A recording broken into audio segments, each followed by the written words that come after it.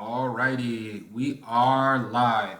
And so, again, before we get started, here's what you'll need for today. We're actually going to do two separate parts of for today's lesson. The first part will require these items. You'll need black pepper, like ground up black pepper, like this right here, McCormick black pepper, ground pepper. You will need a bowl or a plate. And in fact, I was just thinking maybe we should ask for the first part just two bowls or plates. Then we can run a side by side comparison of our first part. You'll also need some water. And most importantly, you're going to need some dish soap. Not a lot, just like a fingertip amount of dish soap. So again, for part one, you're going to need a bowl or a plate. And actually, I'm going to ask that you bring two bowls and two plates or two bowls. You'll need some ground up black pepper. You'll need some water, and you'll need just a little bit of dish soap. That's for part one, okay? Part two, you're also gonna need a bowl or a plate, a separate one. You will need some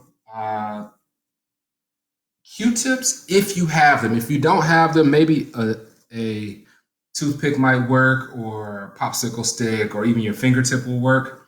But you're really gonna need some milk. Preferably milk that has a significant fat content in it. So 2% milk will work better than skim milk, for example. And then you're going to need some food coloring. All right. So again, for part two, you're going to need a bowl. If you have Q-tips, that'll be awesome. You're going to need some milk, preferably milk that has fat in it. And you're going to need some food coloring. And those are your items for today. The topic is surface tension. So I'm going to let this sit up here for a moment and let everybody go ahead and get what you need. And we will start in about a minute and a half. All right. Thank you.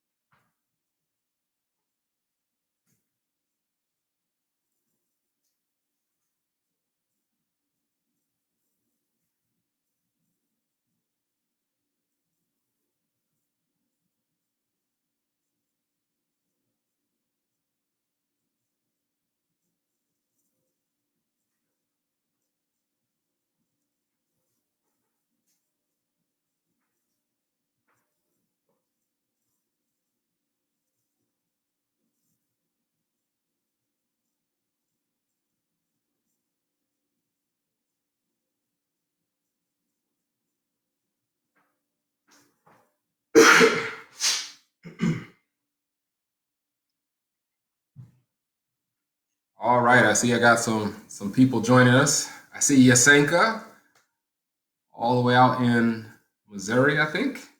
And then we have the Coleys. I see you checking in. Good to see you all. See you all.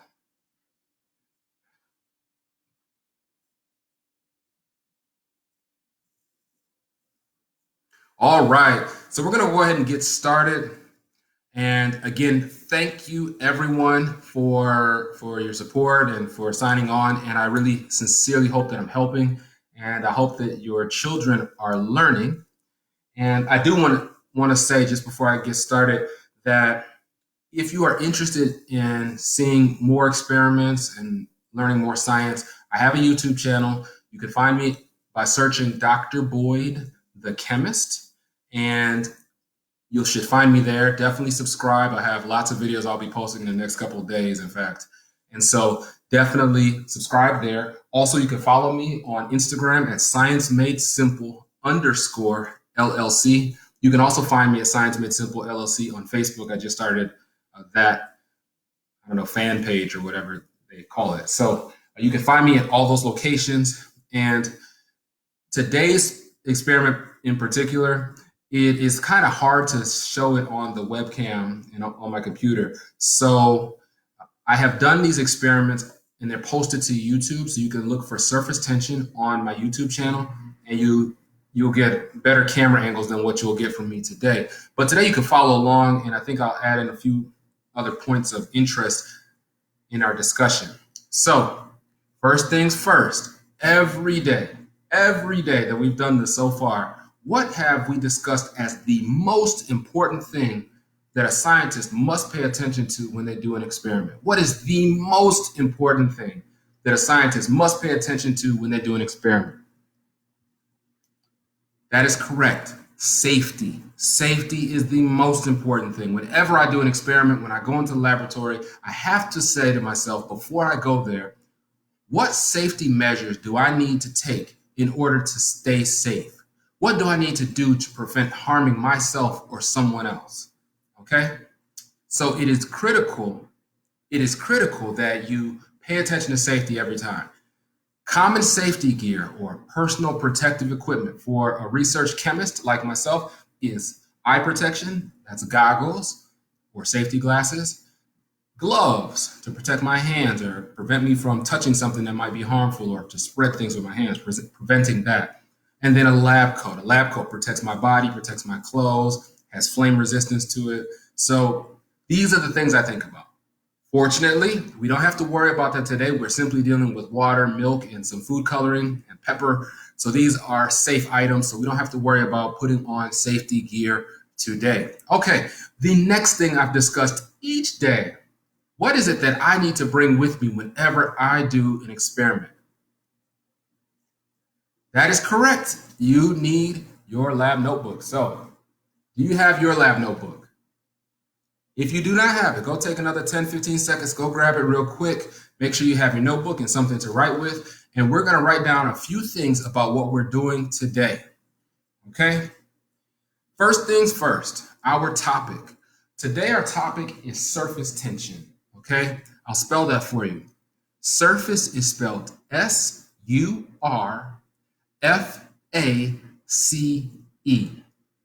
Surface is spelled S-U-R-F-A-C-E.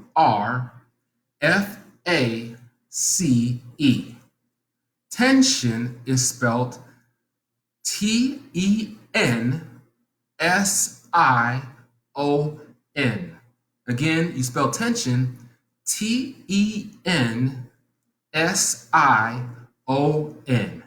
All right, that is our topic for today, surface tension. Surface tension.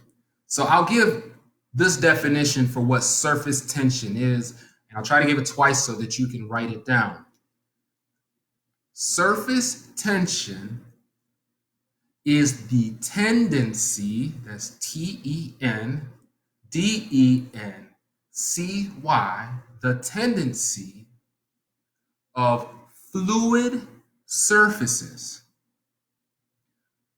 to contract to the smallest surface area possible, or to take up the smallest surface area possible. Okay, I'll repeat that. Surface tension is the tendency of fluid surfaces to use the smallest surface area possible. To use the smallest surface area possible. All right, so that's surface tension. Basically, what that means is a molecule of water, for example, is sitting next to other molecules of water, and on the surface, those water molecules want to take up the least amount of space, so they're going to get real close to each other along the surface. What does this do? Well, what that causes is for that surface to have an amount of force that it is able to actually support the weight of certain objects. For example, have you ever been to a lake or a pond and seen a leaf that fell off the tree and now it is just floating along the surface of the water? It's able to do that because of the surface tension of the water, that it does not sink through it. Okay? Similarly, you may have been to a lake or a pond and actually seen bugs that crawl along the surface. Sometimes we call them water skaters. They'll just be on the surface of the water. That is because there's enough surface tension to support their weight. All right? So, surface tension is a very powerful force. Here's a question. Can a person walk on water? Think about that. Well, In general, the answer is no. We can't walk on water. However, if we ran fast enough, like a superhero, we might actually be able to walk on water. I will give you a real world example. There is a lizard called the Jesus lizard. It actually runs fast enough and its feet are designed in such a way that it can actually run across the surface of water. All right. It is able to do that in large part because of the surface tension that is built along where its feet are treading the water. Okay. So surface tension is a very powerful force. You actually sometimes can get a paper clip to sit on top of the surface of water. I'm not very good at it. I will give it a try later on, and maybe I'll post that to my YouTube channel too. But you can actually get a paper clip to sit on top of the surface of water. All right, so for our experiment today, here's what you need to do, okay? I mentioned that you'll need, let's do 2 different bowls. I just have one here. Maybe I'll go grab another one. Take a bowl, pour some water into that bowl, all right? Now, you don't need to pour a lot of water into that bowl, just enough really to cover the bottom surface, okay? So take your bowl, pour some water into it. And again, I know with the camera angle on my computer and on my phone, it's not going to be easy to see what I'm doing here, but I trust that you can follow along. And again, if you can't follow along live, you definitely can follow along on the video I posted to my YouTube channel. I have better camera angles there. Okay, the next thing that you will need to do, again, pour water into one bowl. Hold on, I'll go grab another one.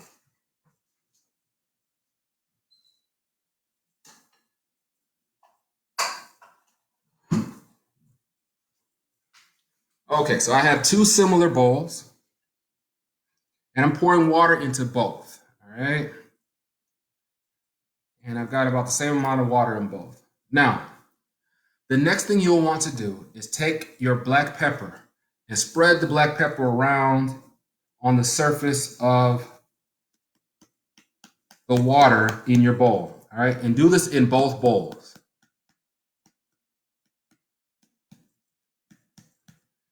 Okay, so I have pepper on the surface now of the water in both of my bowls. Okay, now before we continue with our experiment, what is the thing that we need to write in our notebook? It's 2 parts. The first part is our question. The second part is our answer to that question, or our hypothesis. Remember, a hypothesis is an idea or a guess that you can test. All right? So the question is, if I take my fingertip, will it affect the location of the pepper on the surface? Or in other words, if I take my fingertip and put it in the center of the pepper, will the surface tension change dramatically around my finger? Okay, so I'll ask the question this way, and you can write this down. Will the surface tension change a lot near my finger? Okay. Now, the way you'll be able to tell is that the pepper will either stay where it is or it will move away. Okay. So, will the surface tension around my fingertip change a lot when I put my finger in the center of the pepper? Okay. That is the first one. Try that one first. So you can actually go ahead and give that a try right now. But make sure to write your hypothesis down. An example hypothesis would be, yes, the surface tension will change dramatically. The pepper will move away and the surface tension will change a lot. Or, no, the surface tension, for the most part, it will stay the same. The pepper will stay for the most part where it is. Okay? Write down your hypothesis. What do you think? Okay, so give it a try.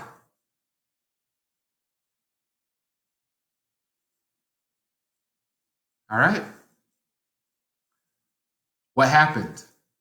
Now, I will tell you depending on how clean your hands are, if you just washed your hands, your result may be different than if your hands have a lot of oil or other things on them. Okay, so I would recommend just washing your hand first and then giving that a try. All right. Now that you've tried that, here is the second part. We are going to take the liquid dish soap and we're just going to put a little bit of it on our fingertip. Okay, so here for those folks on Facebook, that's my fingertip. Instagram, those are my fingertip. All right, so I have some soap now on my fingertip. In the second bowl, I'm going to try the exact same thing. This time, I'm going to try to find out if the soap has an effect on the surface tension. Okay, what is your hypothesis? Yes, the soap will dramatically affect the surface tension. Pepper will move a lot. Or no, the pepper won't move at all. Give it a try.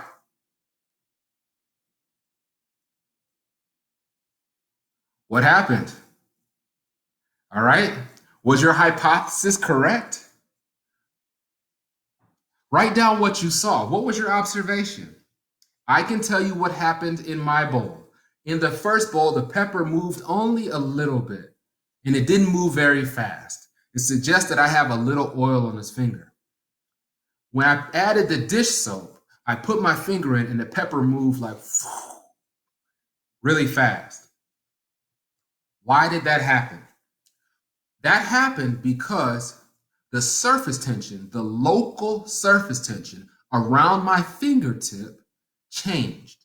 When the local surface tension changed, the pepper was carried away by the molecules, the water molecules that it was sitting on top of, where the surface tension was greater. Okay? So the local surface tension changed, and that caused the pepper to move away from my fingertip that had the soap on it. Pretty awesome, right? Okay. So that was part one. And again, you could try this again. It's a lot of fun. It's pretty cool to see. It also highlights why it's important for us to have soap on our hands when we wash them. We want to wash away things, okay? Surface tension changes, and your soap also will capture dirt, okay, in these things we call micelles, micelles, micelles, all right? Carries dirt and moves them away as you wash your hands. That's why it's important for you to wash your hands with soap and water and to make sure that the soap gets all over your hands. All right. So we're going to try part two. Part two, you need to get a bowl and you need some milk. And again, you don't need a lot of milk, no more than, say, a quarter cup of milk. It just needs to cover the entire bottom of your container. So give me a moment. I'm going to go change these out for another bowl.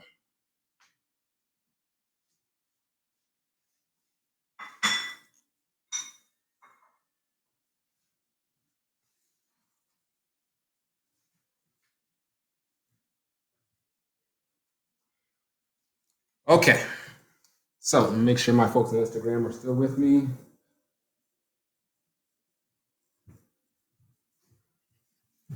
All right, part two.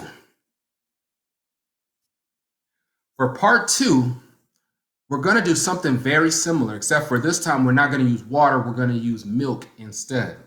Okay, now, as I mentioned at the opening, it is better if your milk has fat in it. If you have a significant amount of fat in your milk, I know sometimes people have almond milk. I think almond milk actually has a notable amount of fat in it, and I know that that should work. If you have 2% milk, that definitely will work. If you have skim milk or milk that doesn't have a lot of fat in it, it may not work as well. All right. So what you need to do is take your milk, pour it into your container. So I'm going to pour some milk in here.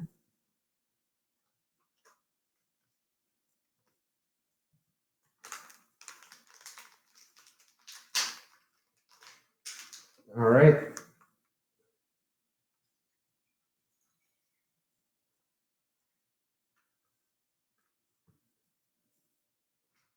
All right, I've got milk in my container. And then what you'll need to do is choose some colors. Choose some colors you like. Red, blue, yellow, green. Choose some colors you like. I'm kind of running out of blue here during this lockdown, so I'm using that sparingly. But I do have plenty of green. So what I'm gonna do, oh, I see my niece and nephew, Tony and Laurelyn, have joined us. Hey, Tony. Hey, Laurelyn. All right. And James, my very little 2-year-old nephew who had a birthday the other day. He's 2 years old. All right. I'm gonna take just 2 drops of green.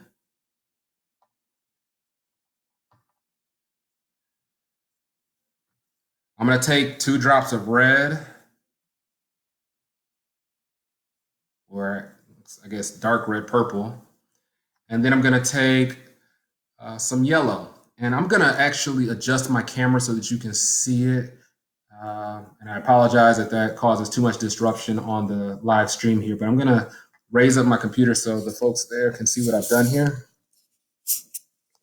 All right, so that's what I've done to the milk. I've put those 3 colors kind of like in a triangular shape around the center.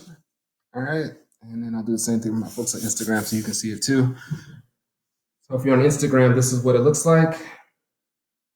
All right, so that's just inside my milk. I've got those colors there situated like that. All right, I'm hoping that you all have done something similar. You don't have to use 3 colors. I just think it looks cooler if you use 3 colors.